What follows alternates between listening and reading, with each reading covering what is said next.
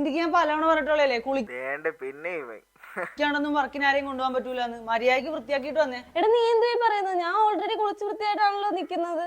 നിന്റെ ഫോൺ തന്നെയോട്ട്. ഞാൻ നിന്റെ കാര്യമല്ല പറഞ്ഞു, ഈ ഫോണിന്റെ കാര്യമാണ് പറഞ്ഞത്. എന്റെ ഫോൺ ഓൾറെഡി ഞാൻ വെള്ളം തൊട്ട് ക്ലീൻ ആക്കിയാണ്. എന്നാലും നിന്റെ ഫോണും കൂടെ വൃത്തിയാക്കാൻ പോവാ. പിന്നെ നീ പേടിക്കണ്ട, നിന്റെ ഫോൺ എന്തായാലും ഞാൻ വെള്ളവും പതയൊന്നും വെച്ച് ക്ലീൻ ആക്കാൻ പോകണം. വെള്ളവും പതയും അല്ല, ഓക്കെ, അല്ല, ഒരു ലെൻസ് ക്ലീനർ ഇട്ടിട്ടാണ് ക്ലീൻ ആക്കാൻ പോകുന്നത്. ഇതിനകത്ത് ആൽക്കഹോൾ ഉള്ളതുകൊണ്ട് തന്നെ ഓൾമോസ്റ്റ് 99% ജേംസ് ഇവിടെ ഇല്ലാണ്ടായിക്കോളും. എന്താ സംഭവം എന്ന് വെച്ച് കഴിഞ്ഞാലേ, നമ്മൾ വർക്കിനൊക്കെ പോകുമ്പോഴത്തേക്കും നമ്മുടെ കൈയും കാലും നമ്മുടെ ഡ്രസ്സും മാത്രം വൃത്തിയായാൽ പോരാ, നമ്മുടെ ടൂൾസ് മാത്രം വൃത്തിയായാൽ പോരാ, നമ്മൾ ഉപയോഗിക്കുന്ന ഫോണും ഇതുപോലത്തെ ആക്സസറീസും എല്ലാം ഫുള്ള് ക്ലീൻ ആക്കിയിട്ട് വേണം നമ്മൾ വർക്കിനായിട്ട് പോകാനായിട്ട്. ആ ഒരു എത്തിക്സ് കീപ്പ് ചെയ്തെങ്കിൽ മാത്രമേ നമുക്ക് ഇവിടെ എന്തെങ്കിലും അണുക്കളുണ്ടെങ്കിൽ ആ അണുക്കൾ കൊണ്ട് പരത്തുന്ന ഒരു സിസ്റ്റം ഒഴിവാക്കാൻ പറ്റുള്ളൂ.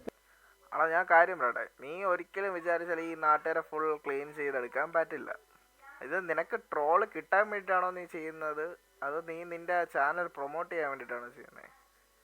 പിന്നെ നിങ്ങൾ എല്ലാവരും ഇതുപോലെ ചെയ്യണമെന്ന് ചെയ്യേണ്ടെന്ന് ഒന്നും ഞാൻ പറയണില്ല കേട്ടോ. എന്റെ green house cleaning services private limited എന്ന കമ്പനിയിൽ ഞാൻ ഡീപ് ക്ലീനിങ് വർക്കുകൾക്ക് പോകുമ്പോഴത്തേക്കും ഞാൻ കീപ്പ് ചെയ്യുന്ന എത്തിക്സും പ്രോട്ടോകോൾസും എന്താണെന്നുള്ളത് എന്റെ കസ്റ്റമേഴ്സിനോട് ഞാൻ പ്രോപ്പറായിട്ട് കൺവേ ചെയ്യുന്നു എന്ന് മാത്രമേ ഉള്ളൂ. അല്ലെങ്കിൽ നീ കസ്റ്റമറിന് ഇത് കാണിച്ചു കൊടുത്തില്ലെങ്കിൽ, നിന്റെ ഇത് ക്ലീനിങ്ങും കാര്യങ്ങളും കാണിച്ചു കൊടുത്തില്ലെങ്കിൽ നിനക്ക് ഈ വർക്ക് കിട്ടത്തില്ലേ?